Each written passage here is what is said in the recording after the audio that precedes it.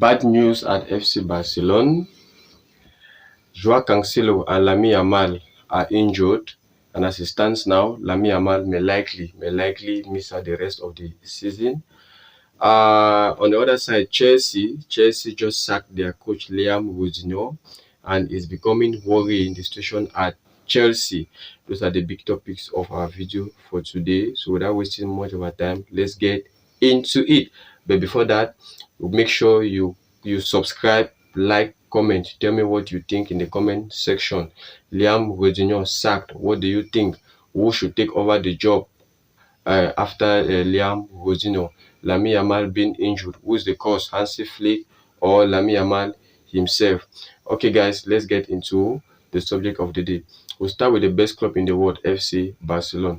Joao Cancelo got injured yesterday in a match against Celta Vigo. Joao Cancelo and Lamine Yamal got injured. Joao Cancelo got injured earlier by the 20th minute, and Lamine Yamal got injured later by the 39 or 40 minutes, immediately after the penalty kick which he actually scored.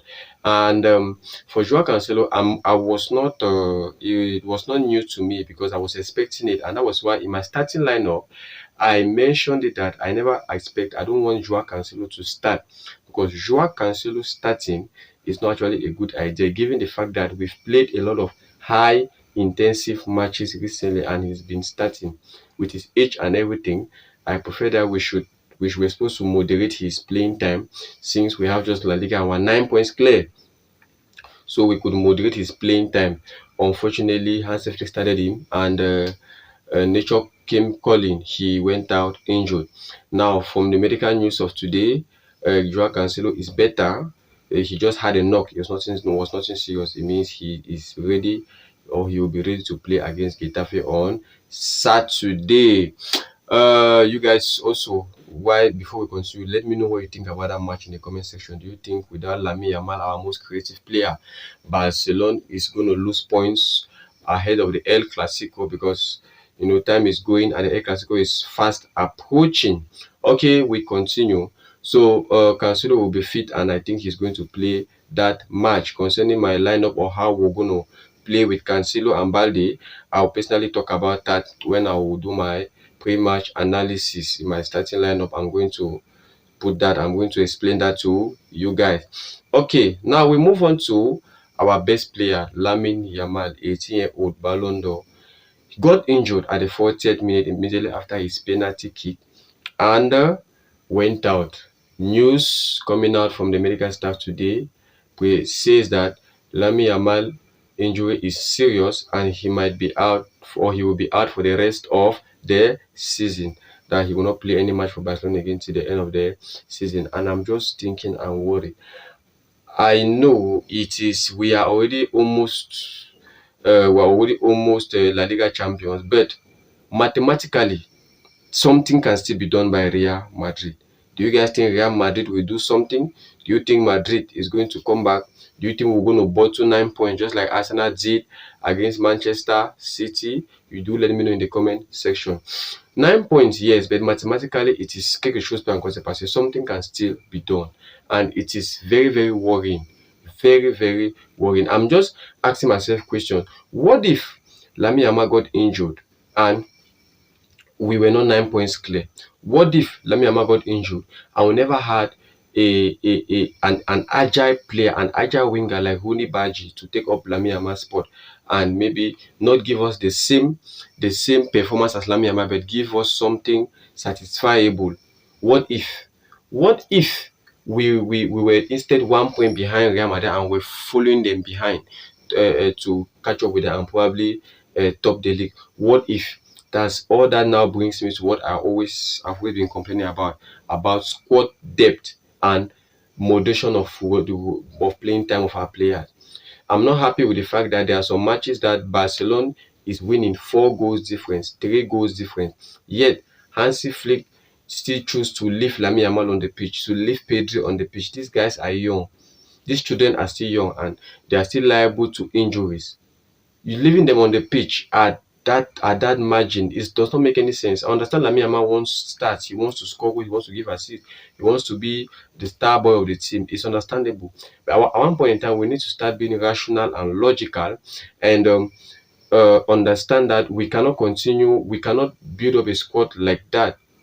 Okay, you cannot build up a solid squad like that, because it's true Lamine Yamal is going to come back before the World Cup, but it's also a problem because if Lamine Yamal comes back before the World Cup and is also mismanaged during the World Cup and he probably gets injured again, that will now cause, or they will now handicap Barcelona for our next season, 2026, 2027. So in all ways, we are supposed to look into this stuff. I don't want Lamine Yamal's case to end up like the one of for Ansu Fati, where he started off very well, everything was good. Then later on, small injuries started coming in, 1, 2, 3, 4, 5 injuries, and before we see it, it became something very, very serious. Until today, we've never been able to get back the Ansu Fati of those that saw him playing during his early days. So we need to see into that. And now, how will Barcelona cope? How do we cope without our most creative player? It's true. We have other players. We have other players, but Lamine is our most creative player. He is that player that he's more like a threat to the opposition. Okay, just like the match of yesterday against Celta Vigo, if not of Lamine, I'm sure we would have scored. We dominate games, ball possession we're good, midfield we're okay. Frankie De Jong, Pedri, Dani Olmo, Fermin Lopez, Gavi. Oh my God, Kobasi, Gerard Martin. We are good, but controlling the game and not scoring goals does not make any sense. Like Thierry Henry always say, in football, you need to score goals. We controlled the game against Vigo yesterday, but goals were not coming. And it was obvious, it was just barring possession. We take the ball, you give me, I give you, I send there, you give me back. That's the barring possession. Nobody was like a threat in front. And these are moments that if we had wingers like Rashford that could do something serious, we could depend on him. But so now we have RAPHINA out, Lamine Yamal out, 9 points. But are we sure we can keep this 9 points till La Liga? Or till the El Clasico? Question. You guys will answer me in the comment section. So I'm going to talk about that, how to continue, how to cope with that Lamine and RAPHINA. Probably I think RAPHINA will be back next week or week after next, or but I'm sure he will be back before the El Clasico. He must have been fit and ready to play. So I really hope RAPHINA comes back at least to fill in that Lamine's gap, because not having Lamine, not having RAPHINA, it's really, I don't just want to imagine.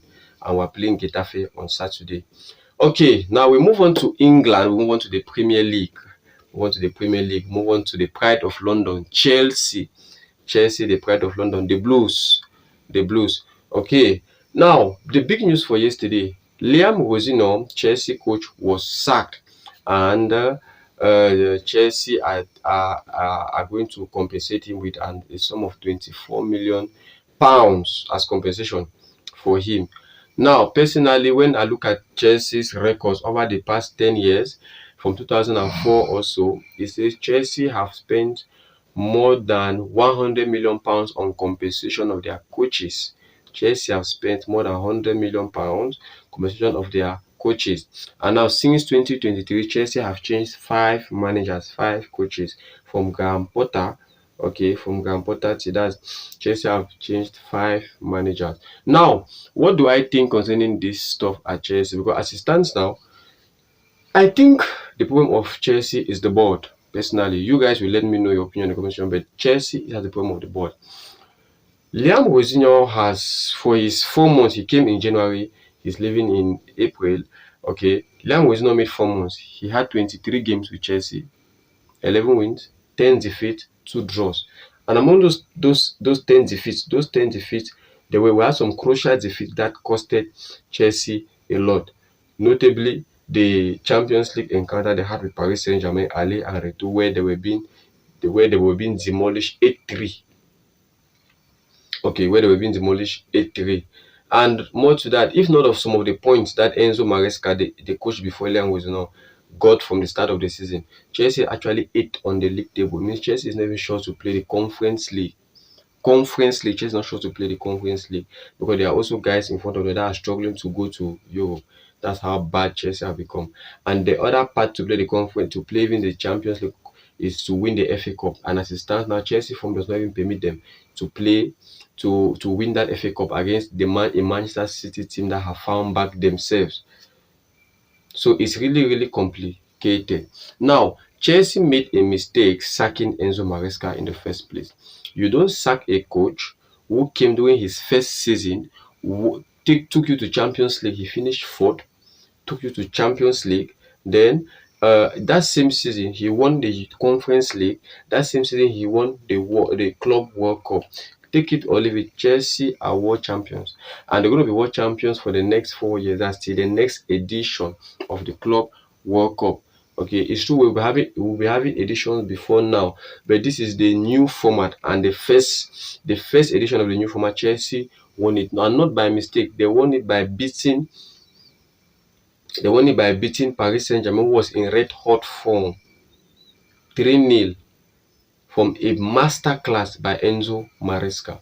So sacking such a manager was not a good idea. I understand there were some matches that Enzo Maresca used to do some experiments that used to cause Chelsea to lose points. Yes, but if you understand who trains Enzo Maresca, then you understand that experiments is part and parcel of the game.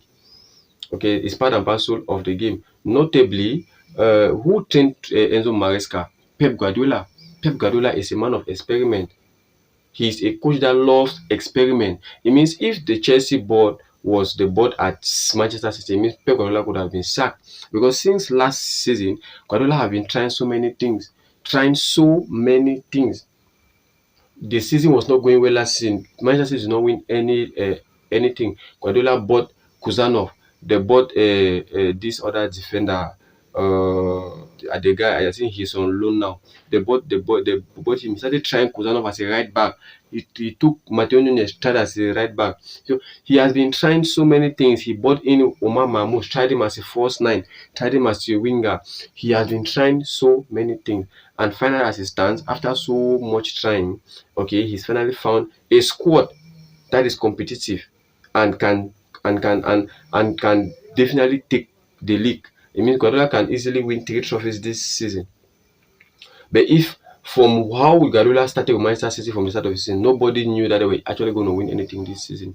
Maresca used experiments, yes, but it is normal. He's still a young coach. He's still trying to test.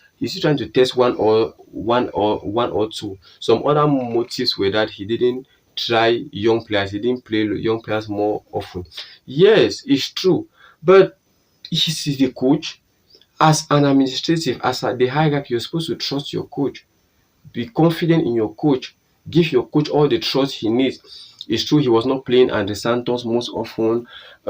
It's true he was not playing Estevao Williams more often. But Maresca's record with Chelsea against big clubs has been top notch. He defeated Liverpool.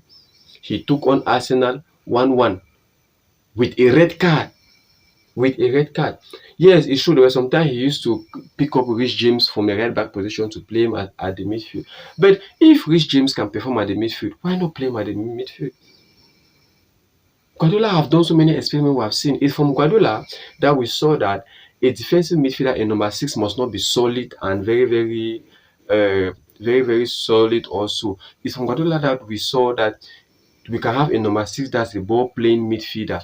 We saw that from Sergio Busquets.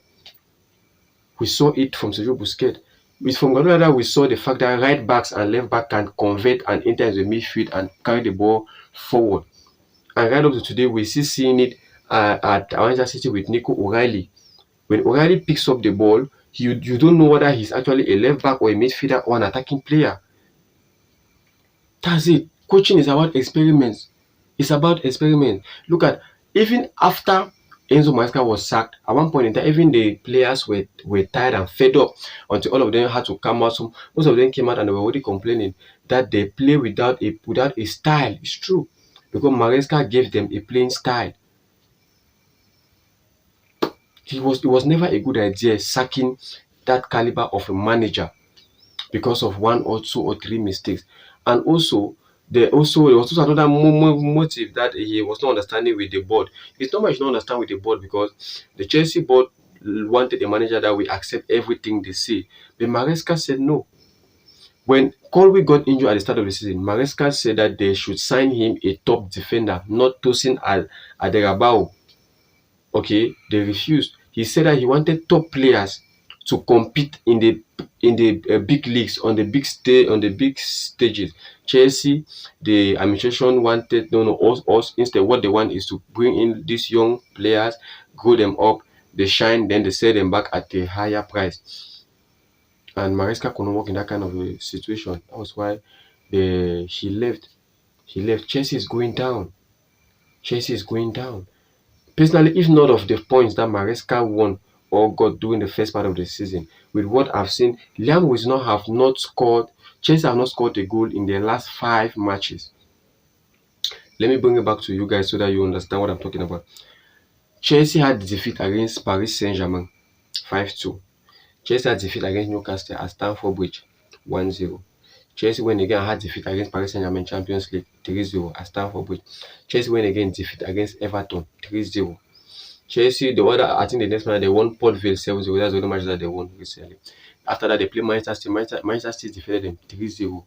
After that, they played Manchester United of all teams, defeated them 1-0 at Stamford Bridge. After that, recently they played Brighton, defeated them 3-0. So you see, Maresca have not scored a goal in their last three match. It is so bad for a club like Chelsea. Now they have a short list. Let's hope they get names that can probably take them to where they deserve.